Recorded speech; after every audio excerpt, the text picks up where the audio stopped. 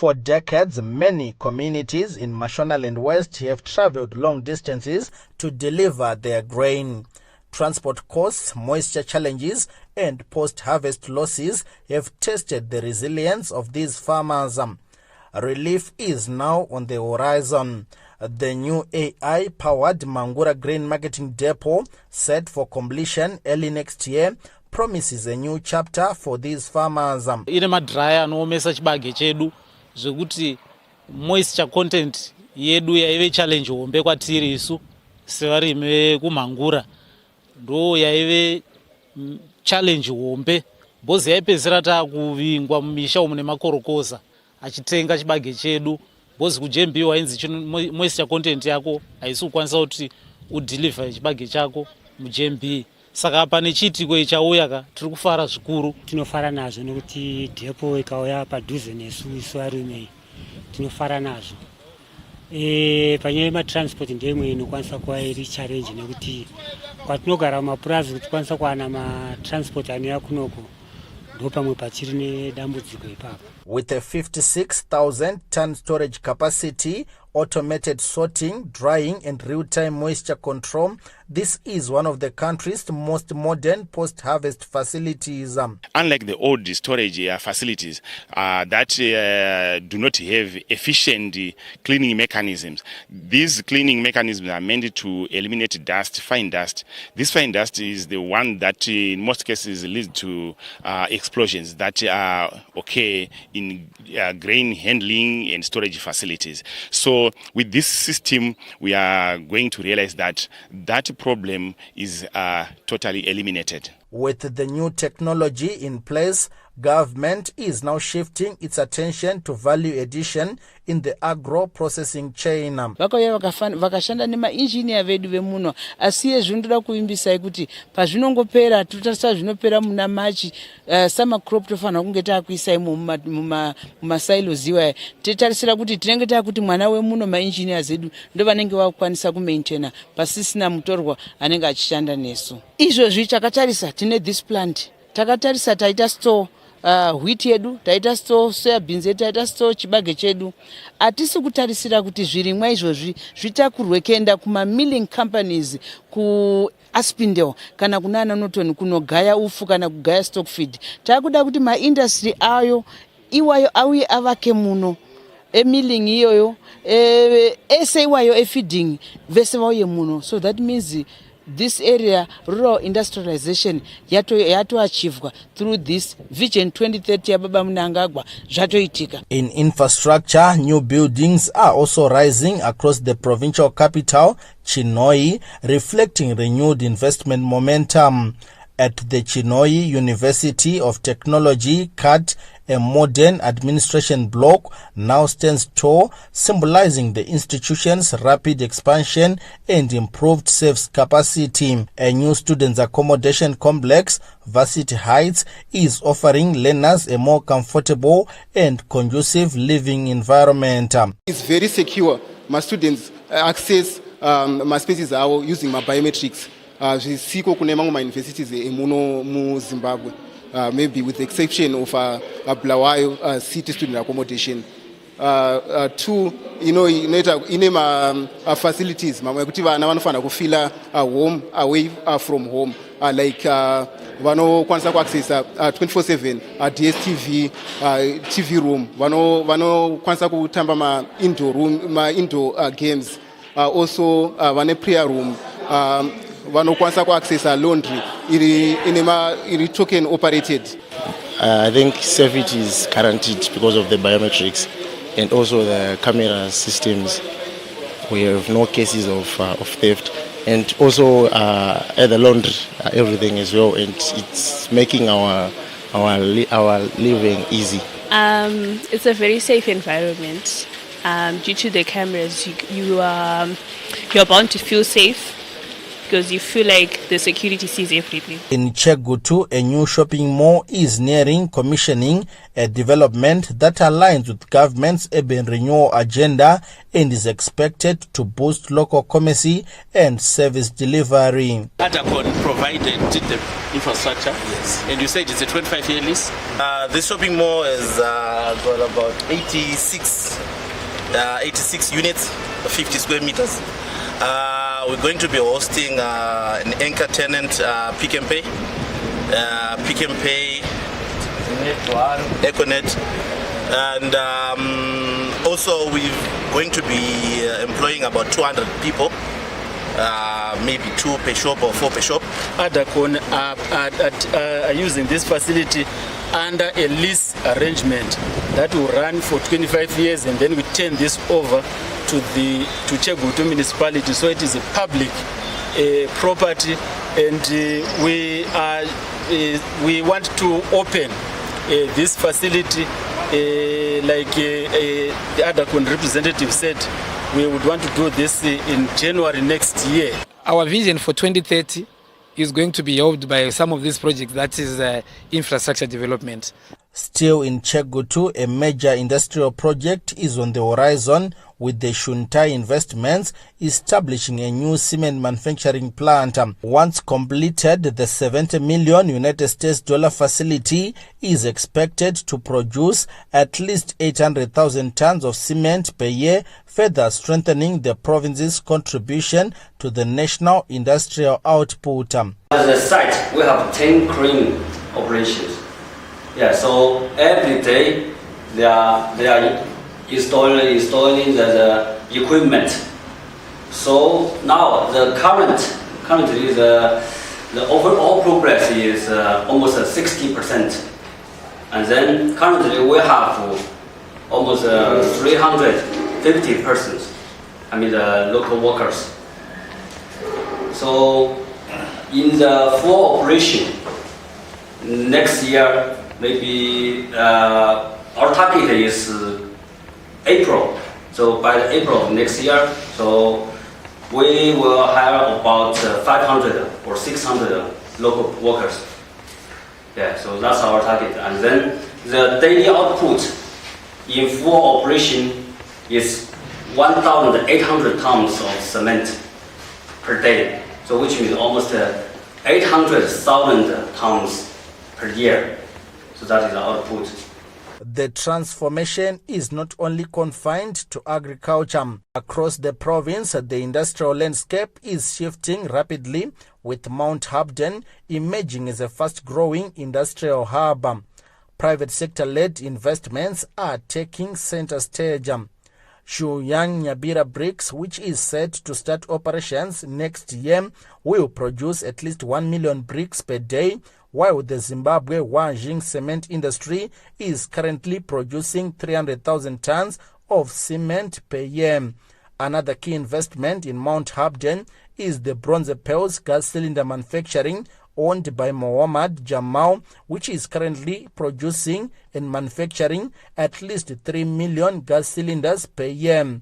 All these investments are having a direct impact on the local community, particularly the youth, through employment creation. Tikutenda kuti tawana mabasa kuti tikwanise kushanda, tisabate zvinodhaka.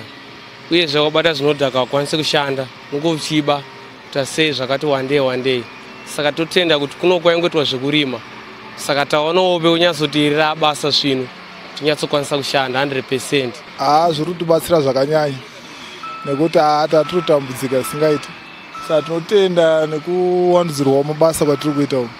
Ende zviri kutibatsirawo kuti kana furumani wedu hatenderi madrugs, wadidi wanoita zvekudhaka wese waya watenderwa pana. Kubatsirikana pakuti hatichaswere tiri kumba, hatichaswere tichiita zvekungoswera tichitamba mabhawa nekuswera nedzimwe shamwari dzataiswera nadzo, dzimwe dzisiri panapa dzaitifuurira kuita zvisaunaka. Hatichaswere nadzo, takuswera tiri kuno tiri busy. Mukana wokuswera makomboni kana kuti munharaunda tichibata zvinodhaka wamushoma kana kubira vanhu. Saka izvo tinotenda chaizvo mutungamiriri wenyika wakaita kuti kambani ino ivhurike ende mabasa akuwanika ende vanhu kuramba vachiemployiwa muno mukambani. Saka tinofara nazvo, tinopa kutenda chaizvo kuvakuru venyika dai zvaramba zvakangodaro. Sometimes tobata madrugs tiri mukati panoda kuti vision 2030 yauya takwanisa kushanda pasina kana kuti tichiwana mari dzedu takwanisa kuriritira mhuri. Sometimes vamwe vacho tiri mabreadwinner, so kwaya kwaita kambani vabereki vedu vakuti vakuona uchehwiri nekuti kuti tikushanda panapa. Saka magasting edu aya toda kuti Mwari wangotikomborerauka kambani yedu ende mberi nyika ita kwanisa kutisimudzirawo. Government says the growth in Mashonaland West shows the impact of investor-friendly reforms under the Second Republic. At full production, this plant will be able to produce 1 million bricks a day. So that is heavy economies of scale. That means that we will be producing these bricks at a very, very low price and everyone can afford. And we also hope to positively impact the economy through the employment of locals, the youth. We have been gripped country over by the scourge of substance abuse. This is due to lack of employment to a certain extent, and we wish to positively contribute to the fight against substance abuse by employing these youth so that they've got something else to do every day. Our current capacity is 300,000 tons of cement, and we are going to make another mill, start to make the construction this month. We're planning to do that, and that will double our capacity. And that construction will be finished next February. That means start from next February, we'll provide double our capacity of cement, which is more than 600,000 tons per year. Okay, and maybe if we have sufficient clinker, maybe we have some possibility to build up our own kiln to produce the clinker. That means we need not to import the clinker from Zambia. That which help us to lower the price of cost of the cement. Back in Mount Habden, investment continues to accelerate. Bronze Pearls is setting up a vehicle assembly plant with a projected capacity of 12,000 units per year, a development set to create jobs while positioning Mashonaland West as a competitive player in the automotive manufacturing sector. We're expecting to be done and up and running by January 2026, so first quarter of 2026. We will be able to produce a minimum of 1,000 vehicles per shift per month, so that's 12,000 per year. Moving up slowly with the market demands. This place we will be employing nothing less than 150 to 200 people on a single shift basis, and then gradually we will be going upwards as well. We have plans to also extend local content manufacturing in Zimbabwe to be able to produce more car parts in Zimbabwe to reach the local content minimum, which is 30%, to be able to become an exporter as well. The Minister of Information, Publicity and Broadcasting Services, Dr. Jennifer Muskwere, who toured the three firms, is impressed with progress on the ground. The tour also included the Chino University of Technology, gas plants in terms development and assembling, a motor vehicle assembly plant that investors are working on here in Mashonaland West Province. Also visits to the Mangura grain silos, which is also a reflection in terms of the high production levels that we have achieved as a country, as we've managed to achieve food security and nutrition security. So the post-harvest losses that we have experienced as a country before can then be impeded by virtue of having the grain silos, which are at 90% in terms of completion. Many houses that are being built, and commencement of the Harare Chirundu dualization project, which is currently underway in terms of preparations and also in terms of the construction works. The BOQs have been done, the road designs have been done. Dr. Muskwere said government has since revised housing targets on the back of investments in cement production. A number of studies have been done in terms of the feasibility of a clinker plant, which will have high calcium carbonate components, low silica and magnesium, which then contributes towards the production of good quality clinker. This is the major raw material in terms of cement production, but at the same time, as we transform our value chains, we also aligning them to gypsum, which also contributes in terms of the setting time. In terms of the slag, discussions are underway with Manize, but meanwhile, local resource mobilization has been done within the area in order then to complement all the major input raw materials in order to produce cement. The bone mills, the cement chutes, packing machines are all standard and international in terms of production levels. Iron employment and numbers will continue as they move to second phase. So all this has been generated by virtue of the leadership and the magnetic investment climate that has been provided by the Second Republic, and in particular under the wise leadership of President E.D. Mnangagwa. We've had to revise our numbers in terms of housing units and in terms of local government architecture and planning, as we have now revised our numbers to 1 million houses before the end of NDS 1. And as we move to NDS 2, this is part of the success stories in terms of the leadership that has been provided by President E.D. Mnangagwa. We've had trade deficit in terms of cement production, and we have registered about 2 more cement factories that are coming up here in Mashonaland West Province. One of the plants is in Chegutu, and you've already witnessed the production levels here at this particular plant. And we are very confident that before the end of NDS 2, we have capacity to produce a lot of cement. So the cement consumption patterns have drastically increased by virtue of the level of construction activities that is taking place both industrial and for residential purposes. And this is one of the key indicators of an economy that is growing.